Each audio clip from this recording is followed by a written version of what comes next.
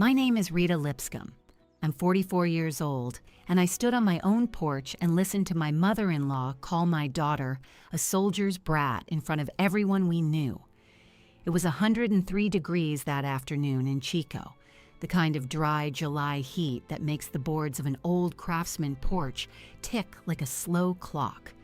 We were on Salem Street in the avenues, under the big valley oak that has shaded that house since before any of us were born. My daughter was turning 9. There was a sheet cake from the Safeway on Mangrove with her name spelled wrong, and there were paper plates, and there was my mother-in-law, Glenda, lifting a plastic cup of lemonade like it was crystal. I did not scream. I did not beg. But before that summer ended, the woman who said my child would inherit nothing would sign every dollar back with a shaking hand in front of the one man she should have been afraid of. There was a tin in that garage I had been told never to open. By August, I would break the seal on it with a bayonet, and everything Glenda thought she owned would spill out across the dining table she'd already promised to somebody else. But I'm getting ahead of myself. Let me go back. I'd been married to her son, Daniel, for 11 years by then. Daniel is a good man and a major in the United States Army. I'm a lieutenant colonel. I outrank my own husband, which is a fact Glenda found distasteful in roughly the way some people find a dog at the dinner table distasteful. She never said it straight. She said things like, "It's just unusual, isn't it? And I'm sure Daniel doesn't mind," in the tone of a woman who very much hoped he did. You know the type. The woman who calls something family right up until family costs her a single dollar. I am a logistics officer. That's the unglamorous part of the Army, the part nobody makes movies about. I don't kick down doors. I count. I move fuel and food and parts and people across oceans, and I keep the paperwork that proves the fuel got where it was supposed to go. In the Lipscomb family, this made me a kind of joke. The bean counter, the one who reads the fine print. Glenda used to say I'd audit a birthday card, and the table would laugh, and I would smile and let them, because I learned a long time ago that the people who laugh at you for keeping receipts are usually the people hoping you'll stop.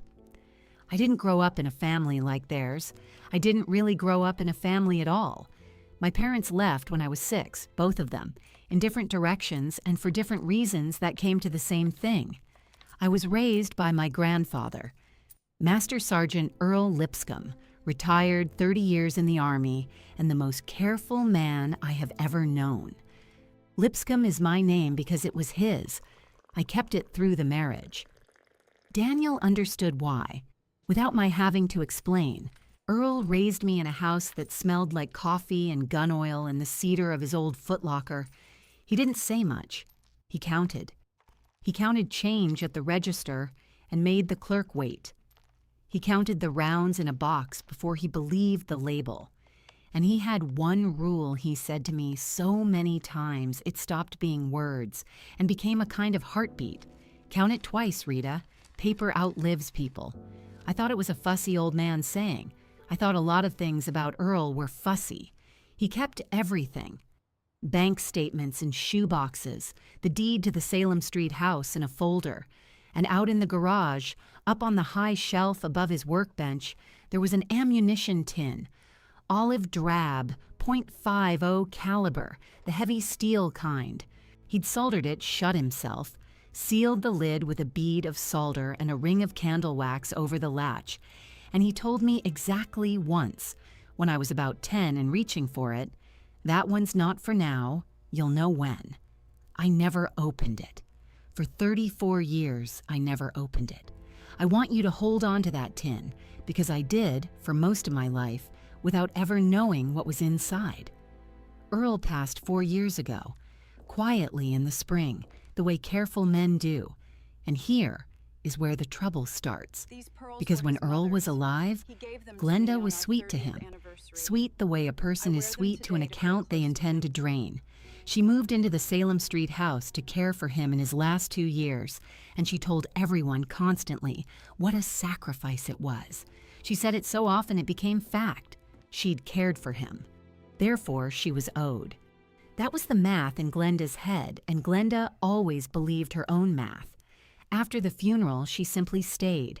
The house was hers now, she said, because she'd earned it. Nobody argued. Daniel was deployed half the time.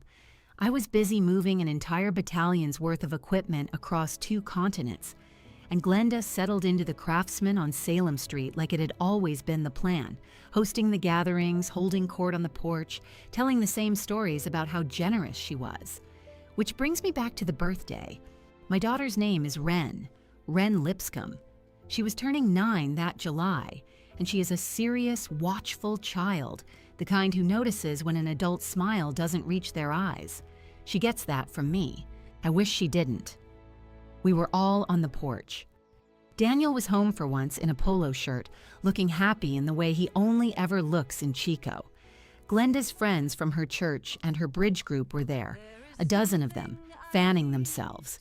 And about halfway through the cake, Glenda stood up and tapped her cup with a fork like she was at a wedding. "I want to say something," she said. The porch went quiet. Glenda loves a quiet porch. "This family has worked hard for what it has," she said. "Generations. And I think it's important that children understand that what you get in life, you get because you belong. You're owned. You're wanted." She smiled down at Ren.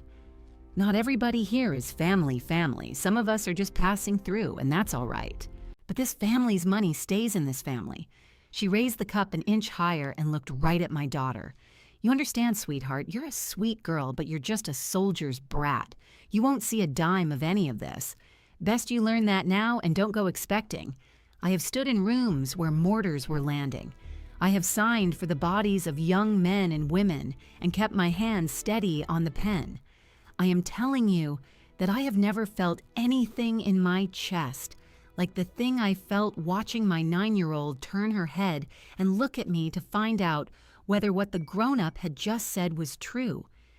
If you have ever watched a child check your face to learn how much a thing should hurt, you already know I had about 1 second to decide what kind of mother I was going to be. I set down my coffee. That's all. I set the mug on the porch rail, slow, and I let the quiet sit there. I didn't raise my voice. I have learned that the louder a thing is, the easier it is to argue with. And I had nothing to argue. I had something better. I just didn't know yet how much better. "Ren," I said, "go pick which corner piece you want, the one with the flower." She went. Kids are merciful that way. Cake outranks cruelty when you're 9. And the porch slowly started breathing again, conversation trickling back, Glenda's friends pretending they hadn't heard a thing. Daniel found my hand. "She didn't mean it like that," he said low, "because that's what good men say about their mothers." I squeezed his hand and didn't answer, because I didn't trust my voice to come out level, and level was the only way I was willing to let it come out at all. But Glenda wasn't done. Glenda is never done while there's still an audience. She sat back down beside her bridge friend, Carol, and she said, "Not quietly enough. And I'll tell you something else. I'm putting the house on the market in the fall. This place is worth $600,000 now, can you imagine? And I'm not going to sit in it being poor while it just appreciates. That money's mine. The old man's account is bone dry anyway, I checked. There's nothing left, so the house is all there is. Bone dry, I heard that. I filed it. I didn't know yet why it mattered. Only that it was the kind of overly specific thing people say when they've checked something they shouldn't have been checking. Selling the house. That was the part that landed last and landed hardest. Earl's house. The porch I'm standing on telling you this. The garage with the tin. She was going to sell all of it out from under us, pocket $600,000, and she just announced to a porch full of witnesses that my daughter would get nothing because my daughter didn't belong. Here's what I want you to understand about me, and it's the thing Glenda never bothered to learn in 11 years. I'm not a fighter. I never have been. I don't yell, I don't slam doors, I don't make scenes, because I grew up with a man who taught me that scenes are for people who don't have proof. Earl used to say the loudest person in the argument is usually the one who's wrong and knows it. What I am is a counter. So that night, after the paper plates were in the trash and Daniel was asleep and the valley had finally cooled enough to think, I sat at Earl's old kitchen table with a legal pad, and I did the only thing I know how to do when the ground moves under me. I started a file. I wrote the date, July 19th.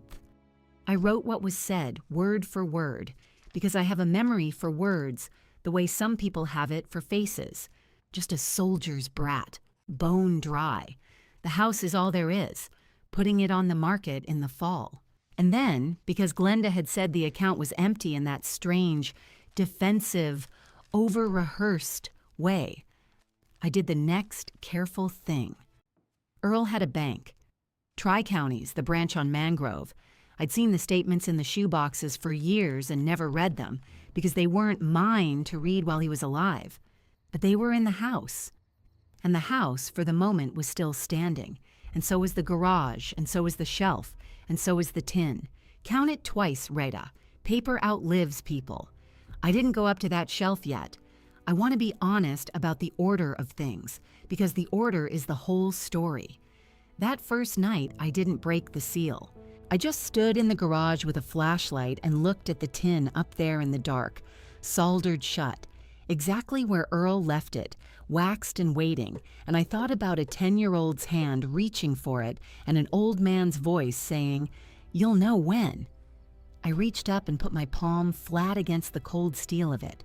I didn't take it down, not that night, but I had Earl's brass challenge coin in the breast pocket of my shirt, the way I'd carried it every day since the funeral, worn smooth on the edges from his thumb and then from mine. I took it out and turned it over in the porch light, the eagle on one side and a date stamped around the rim that I'd looked at 100 times and never really read. I read it that night, and I started to understand that my grandfather, the careful man, the counter, the one who sealed things shut and told you you'd know when, had not left his great-granddaughter a single thing by accident. Glenda thought there was a house and nothing else. Glenda thought she'd checked. She hadn't checked the one place Earl actually kept the truth, and the truth had a date on it that was older than every lie she was about to tell. The date on the rim of that coin was January 1990. Earl had it struck the year I came to live with him. I'd always thought it was just a unit thing, a piece of brass men like him carried for luck, but a careful man does not put a date on a thing unless the date is the point. I closed my hand around it and felt the cool weight of it, and I made myself a promise on that porch. I was not going to let Glenda sell the only home my grandfather ever made, and I was not going to do it by yelling. I was going to do it the way Earl would have, with paper. It took me 3 days to go up to the shelf. I want to be honest about that because I think people imagine that a person who has decided to act just acts, the way it happens in the movies, all momentum and music. It wasn't like that. For 3 days, I went about the ordinary business of a family visit. I made Wren's breakfast. I let Daniel take her to the 1-mile pool in Bidwell Park, where the water comes off the creek so cold it makes children shriek. I sat on the porch with Glenda and let her tell her bridge friends the story about the time she single-handedly nursed that poor old man, and I did not correct a word of it. I counted instead. I counted the days until she'd listed the house.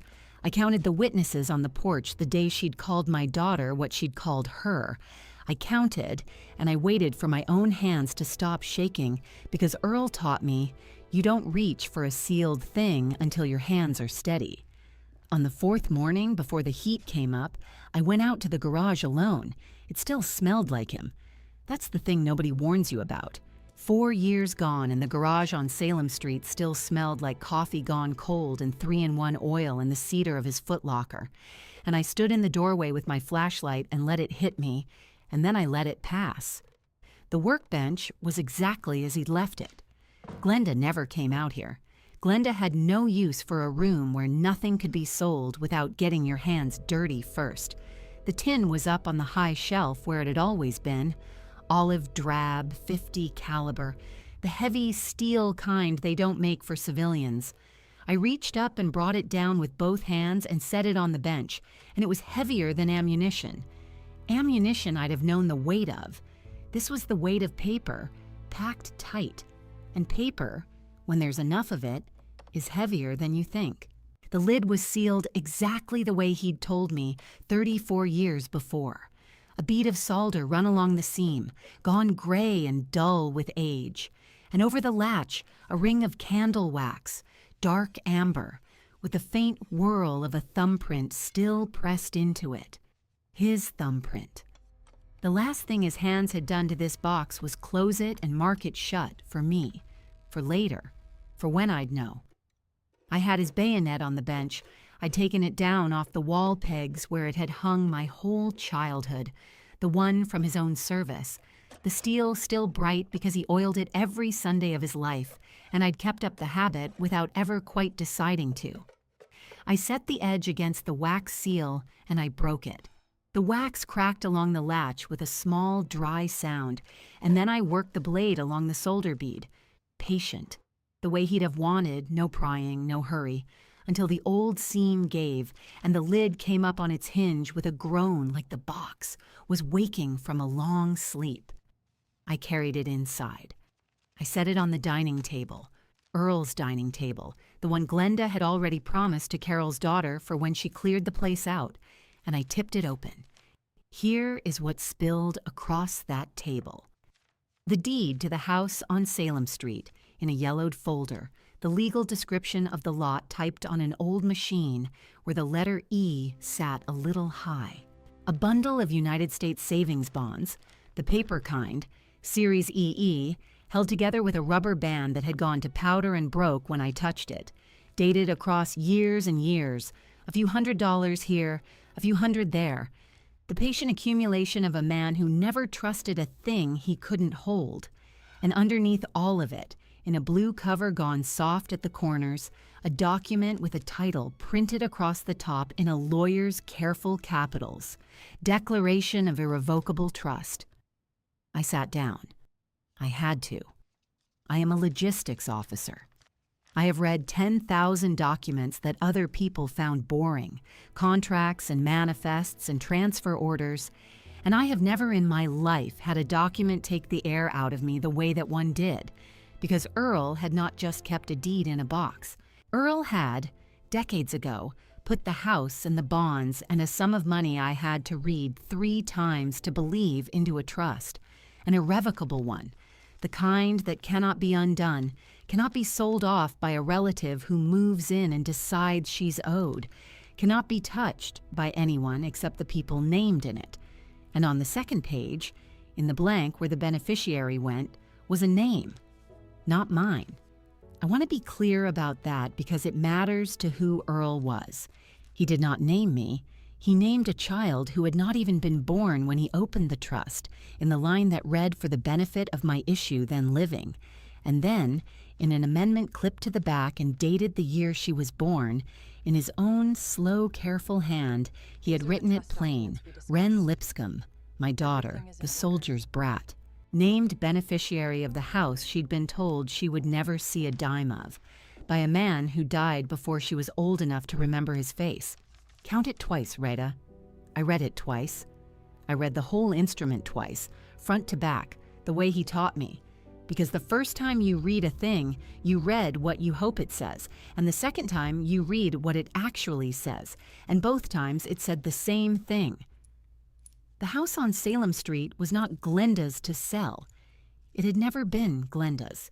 It belonged, and had belonged for decades, to a trust, and the trust belonged to my 9-year-old, and the man who built that wall around her had done it so quietly that the woman living inside the house never once suspected the floor under her feet was already spoken for.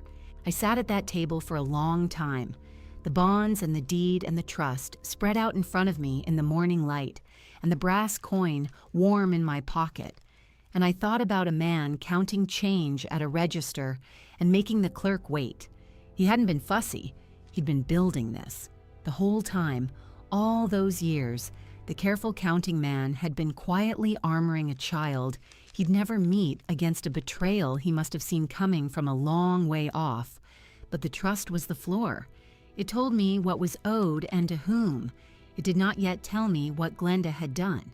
And there was one more thing in the tin, at the very bottom, that turned this from a story about an inheritance into a story about a theft. It was a bank book. The old kind, a passbook, Tri-Counties Bank, the Mangrove Avenue branch, in Earl's name with the trust's account number stamped inside the cover. And tucked into the back of it, folded into quarters, soft from handling, was a single withdrawal slip. I almost didn't unfold it. I almost set it aside as just another piece of the paper a careful man keeps.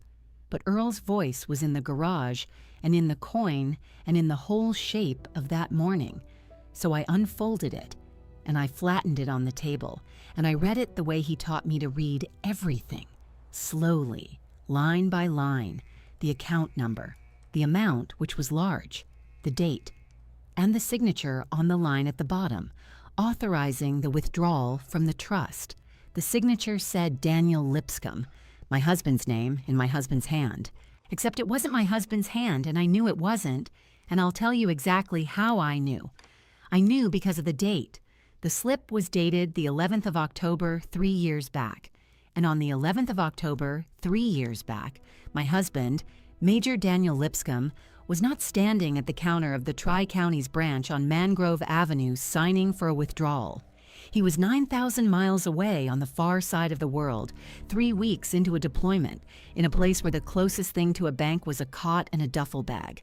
I had moved him there myself. I had the orders.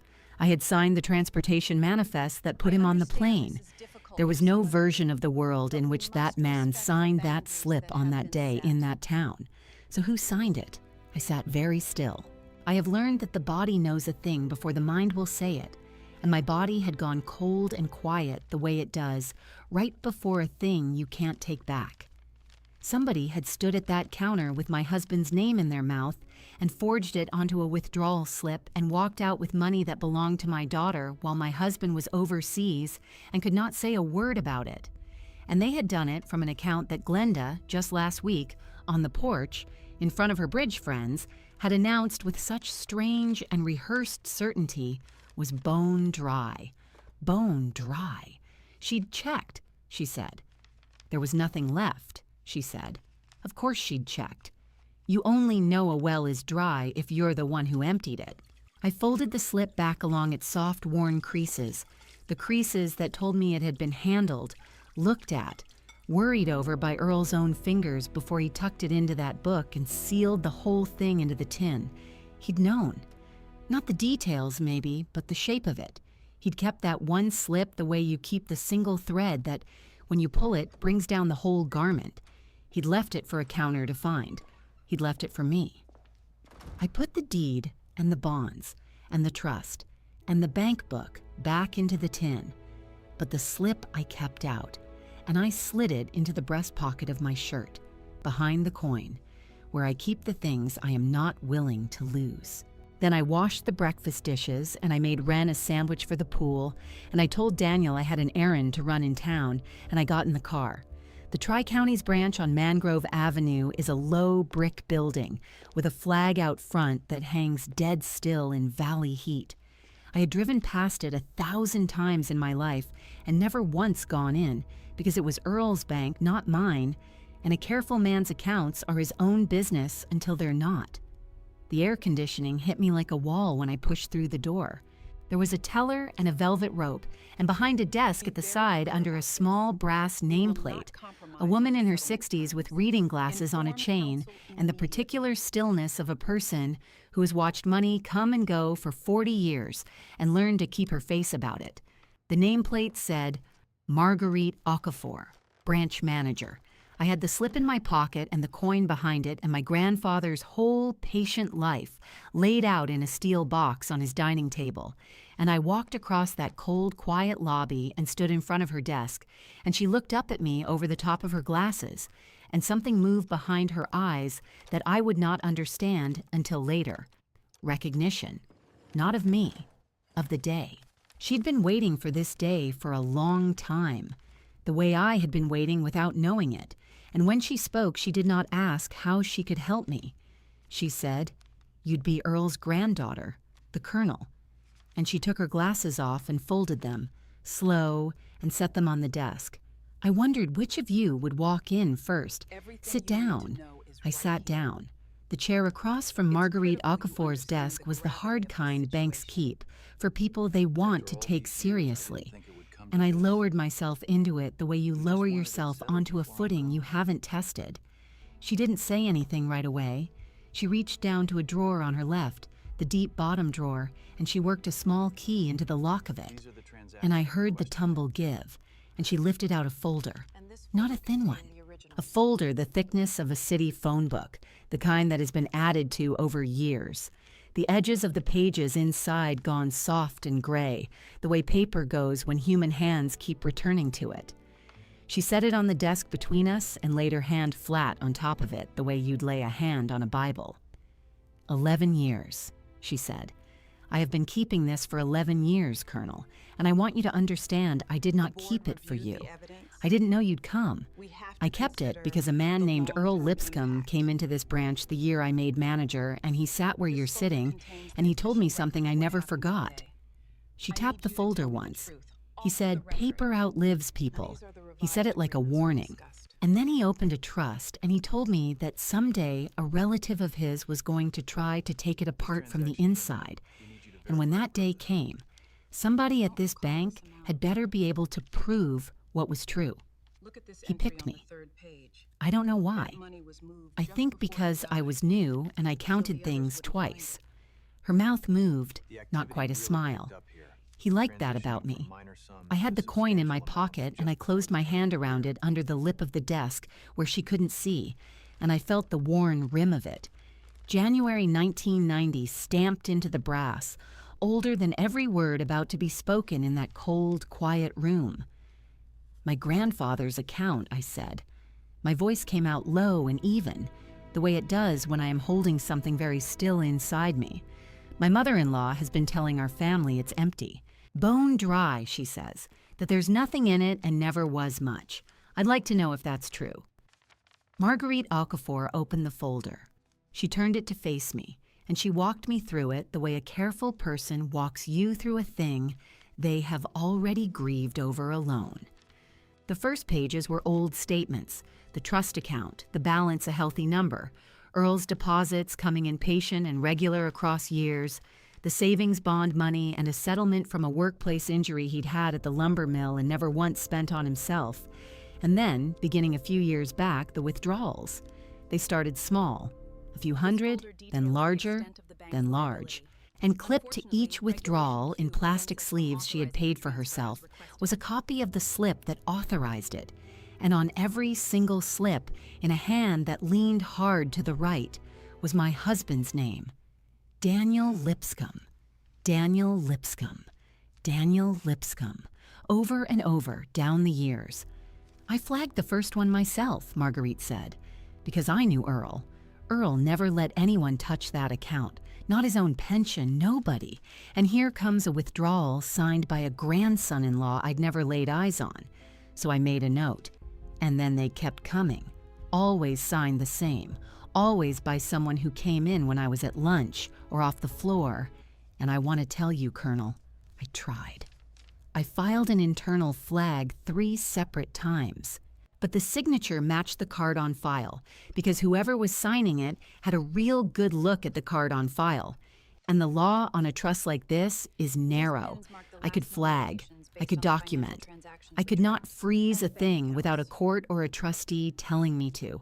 And the trustee of record had been dead for years, and his successor. She looked at me, level, hadn't walked in yet. I made myself breathe slow. The slips, I said. The dates on them. What about the dates? I took the folded withdrawal slip out of my breast pocket, the one from the tin, the one I'd kept behind the coin, and I unfolded it on her desk and turned it so she could read it. And I set my finger on the date. The 11th of October, 3 years back. My husband signed that, I said, according to this. He withdrew a great deal of money from my grandfather's trust on the 11th of October that year, standing right out there at your counter. I let the silence do a little of the work, the way Earl taught me, the way the Army taught me. Except on the 11th of October that year, Major Daniel Lipscomb was on a forward post 9,000 miles from Mangrove Avenue.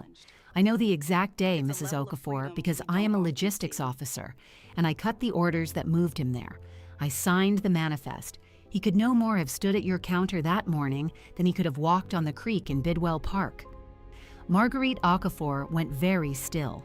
Then she pulled the folder back toward herself, and she leafed through it, fast now, fingers sure, until she found the bank's own copy of that same slip, and she laid the two side by side, mine from the tin and hers from the vault, the matched halves of a thing somebody thought no one would ever set together. She looked at them for a long moment, and then she sat back in her chair and took off her reading glasses and rubbed the two red marks they'd left on the bridge of her nose. And when she spoke, her voice had changed. It had the weight of a person who has carried a suspicion alone for years and just felt it turn, in front of a witness, into a fact. Then we finally know, she said, that the man whose name is on these did not sign a single one of them. No, I said, he didn't.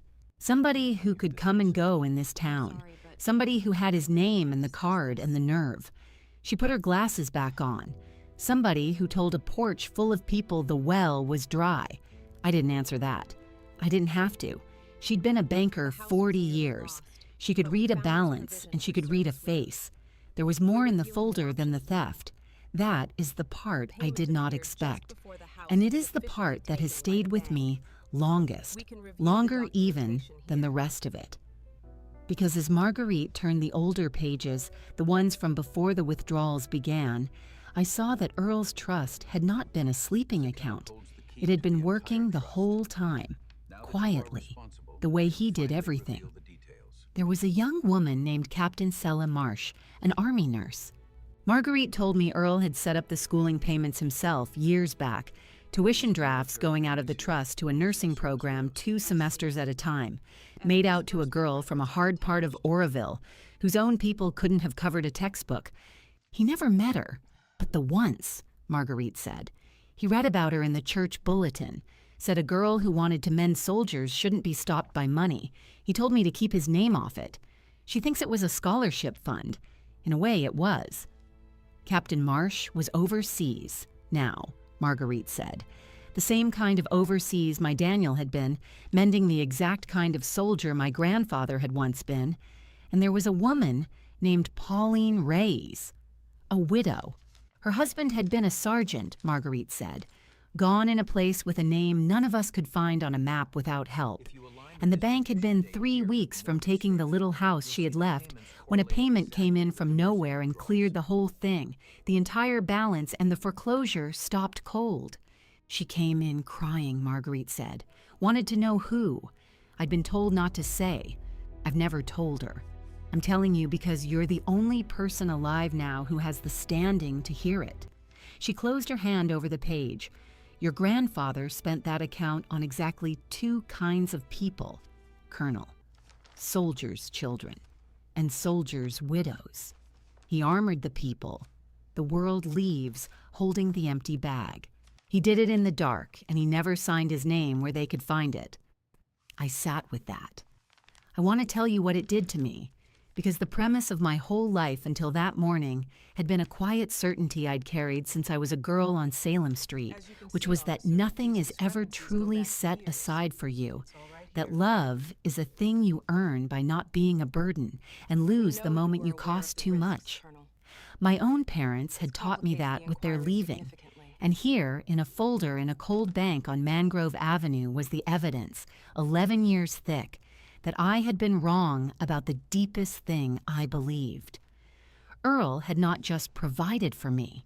He had built a whole quiet machine for providing, and he had named my daughter inside it, a child he would never hold. In the same breath, he used to lift up a nurse from Oroville and a widow he'd never met. He hadn't loved us because we earned it. He'd loved us on purpose, in advance, against a betrayal he saw coming, the way you build a wall before the storm and not during it. And one woman had walked into that machine and reached past the widow and the nurse and the named child and helped herself, signing my deployed husband's name, telling the family the old man left nothing because nothing is what she needed us to believe. Marguerite closed the folder. She squared its edges. Then she slid it across the desk to me, the whole 11 years of it, and she kept her hand on it 1 second longer than she needed to. "You're the successor trustee," she said. "It's in the original instrument if you read it twice." I read it twice. "Then I can release this to you. I've been waiting 11 years to release this to somebody who'd know what to do with it instead of somebody who'd make a scene and let her lawyer up." She leaned forward. "Colonel, you of all people know what a paper trail is worth. Don't waste it. Don't go home and shout. A shout. She can survive. She'll cry. She'll call you cruel. She'll have the family choosing sides by supper." Marguerite Okafor tapped the folder one last time, the way Earl must have tapped it 11 years before in that same chair. "You don't shout. You let the paper sit on the table and you let her open her own mouth over it. People like that always do. They can't help it. They've been getting away with it so long they think the room is always on their side." She sat back. "Pick your room." I picked up the folder. It was heavier than the tin. Of course it was. Paper, when there's enough of it, always is. I drove home with the windows down and the valley heat coming in, and Earl's coin warm in my pocket, and 11 years of proof on the seat beside me. And I did not say a word to anyone.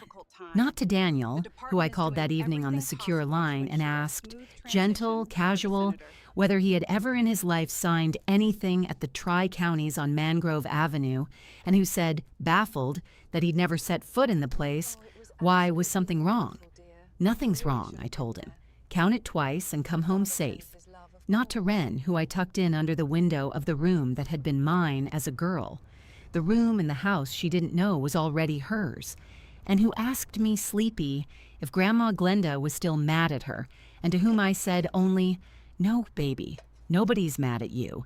You belong here more than anybody," and meant it down to the floor. And not to Glenda. I sat across from Glenda at Earl's dining table for the rest of that visit, and I let her tell the bone-dry story one more time to a cousin on the phone, and I refilled her iced tea, and I said nothing at all, because the regiment's Memorial Day gathering was 11 days off, and my commanding officer would be there, and the battalion's JAG captain would be there, and I had already, quietly, the way Earl would have, made sure that a certain branch manager from Mangrove Avenue would be there too. I had picked my room.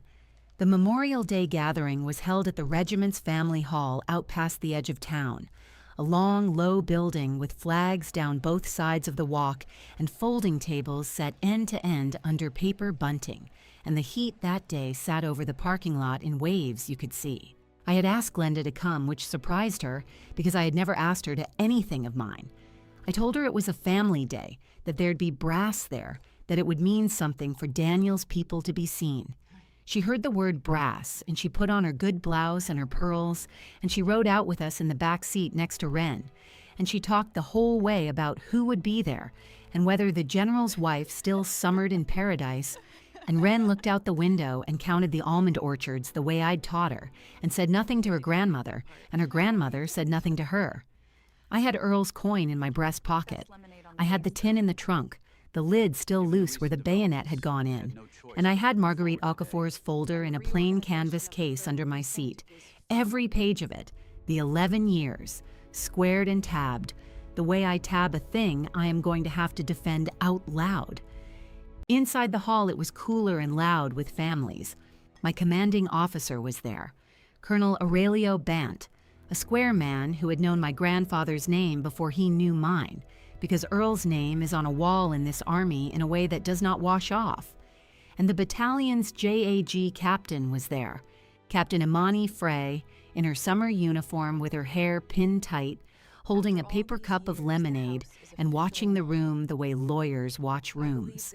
And near the back, in a green dress, not in uniform because she had never worn one, stood Marguerite Okafor, who had driven up from Mangrove Avenue on a Saturday for a family she was not part of, and who caught my eye once across the room and did not wave, only lifted her chin a half inch, the way you signal a thing is ready.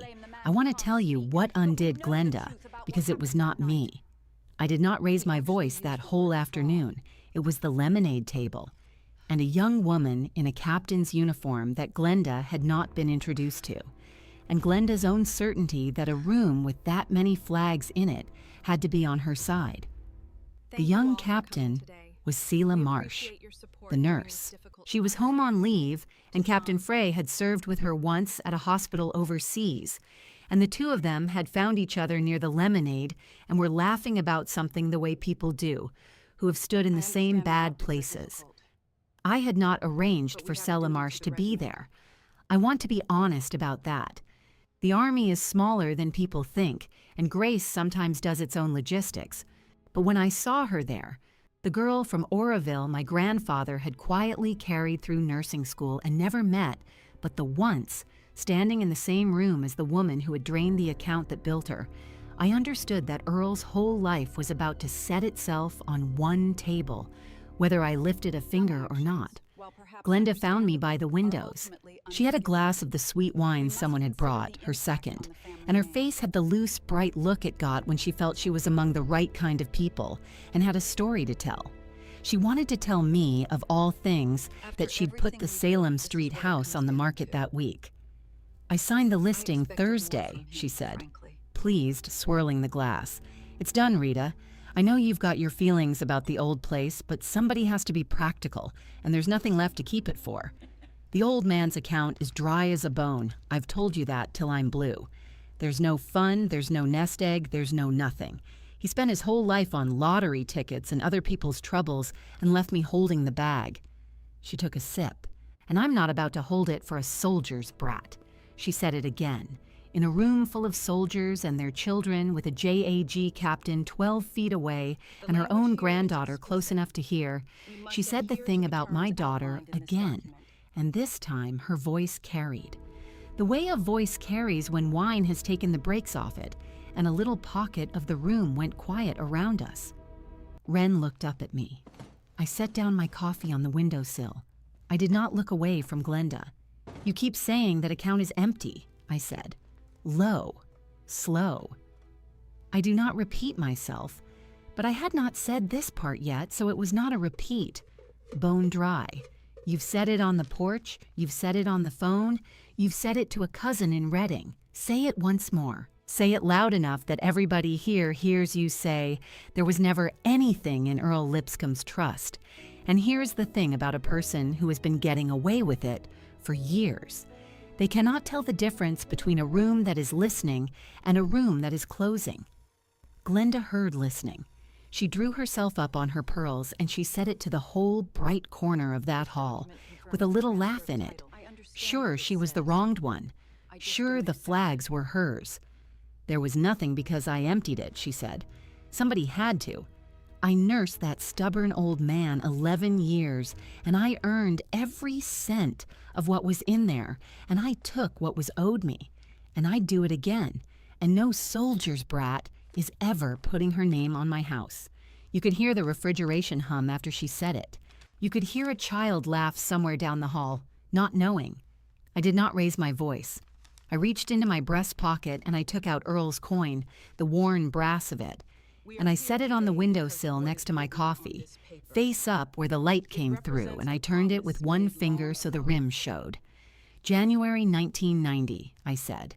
"That's the date stamped on the day my grandfather opened the trust. He carried this coin every day after, to remember the day he set it aside. He set it aside 4 years before you ever married into this family, Glenda. You cannot be owed a thing that was promised away before you arrived." Then I went to the canvas case and I took out the tin, the olive drab ammunition tin with the bayonet scar in its seal, and I set it on the nearest folding table among the paper plates, and I lifted the loose lid and I laid the documents out flat in the order I had practiced. The deed to the house on Salem Street, the original irrevocable trust, and on the page where the beneficiary is named, in Earl's hard right-leaning hand, 2 words: my daughter's name, Wren Lipscomb, named before she was born, in a tin in a garage, by a man preparing for a betrayal he could see coming the way old soldiers see weather. "The house was never yours to sell," I said. You signed a listing Thursday for a property that has belonged to my daughter since before she drew breath. The trust is irrevocable. That is a word with teeth. It means not you, not a court, not anyone gets to take it apart from the inside. He built it that way on purpose. He built it that way because he knew you. And then Marguerite Okafor crossed the room in her green dress, and she set her folder down beside the tin, and she opened it to the page I knew by heart, and she laid one withdrawal slip on top, and beside it the matched copy from her own vault, and she set her finger on the date, the way I had set mine on it in the bank.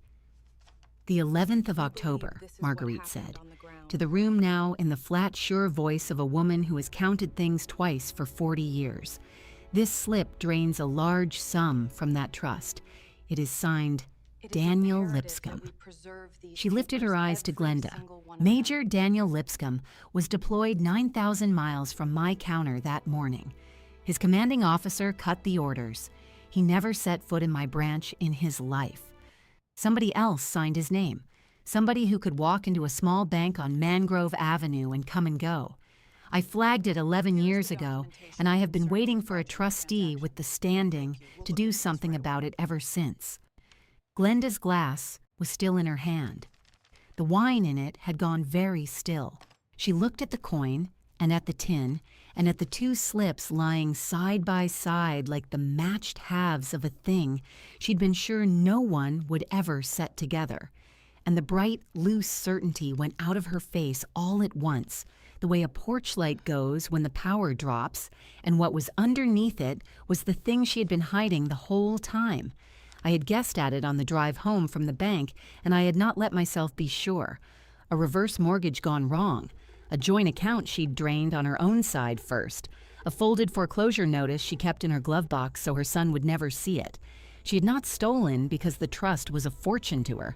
She had stolen because she was drowning, and she had decided years ago that the quiet old man's money was a life raft she was owed, and that a soldier's child was a thing you could push off the raft to stay afloat. The fear had been driving the cruelty the whole time. I had heard it on the porch and not understood it. I understood it now. Captain Imani Frey set down her paper cup of lemonade. She did not hurry. She came over and she looked at the slips for a long moment. And then she looked at Marguerite and she said, "Quiet, ma'am. I'm going to need to keep this file intact. And to me, Colonel, with your permission." That was all. That was the whole of the loud part. A lawyer in a summer uniform asking to keep some paper intact, and a branch manager in a green dress nodding, and a woman by the window with her pearls and her wine understanding. Finally, that she had walked into the one room in California where her story did not work. What happened to Glenda happened the way these things should happen, which is to say procedurally, on paper, away from the supper table. The bank filed a fraud report on the forged withdrawals. Marguerite's file did exactly what 11 years of careful filing is built to do, and the clawed-back funds began the slow institutional walk back into the trust where they belonged, line by line, the way water finds its level. The irrevocable trust was restored with me named as successor trustee, which I had been all along, in the instrument, if you read it twice. And I had read it twice. The matter of the forged signature was referred onward to people whose job that is, and it left our hands and our dining table, and Daniel came home to a mother who had to answer for it to someone other than him, and that was hers to carry, not mine, and not Wren's, ever. I did the rest of it on the porch on Salem Street, on a hot evening at the end of that summer, with the cicadas going in the elms and the boards under me sagging the way they have sagged my whole life. I had a new tin, olive drab, the same as Earl's, bought from the same kind of surplus place he'd have bought his. I put the restored trust papers inside and the deed, and I added 2 names as beneficiaries this time, not one, Wren Lipscomb, and under hers, the young son of a sergeant named in Marguerite's file, a Gold Star boy whose father went where my Daniel went and did not come home, a child Earl would have armored without being asked. I put Earl's coin in too, the January 1990 coin, because the day belongs in the tin with the rest of the proof now. Then I got the iron hot and I ran the solder along the seam, slow, watching the silver bead pull tight into the joint, sealing it the way my grandfather sealed his, so that someday a careful person who counts twice will open it and find that they were provided for all along, named in the dark against a storm by someone who loved them on purpose and in advance. Wren sat beside me on the step and watched the seam close and asked if she could carry the coin someday. Someday, I told her. Count it twice when you do. My name is Reta Lipscomb. I sealed the tin and set it where Earl kept his. She is the seal now.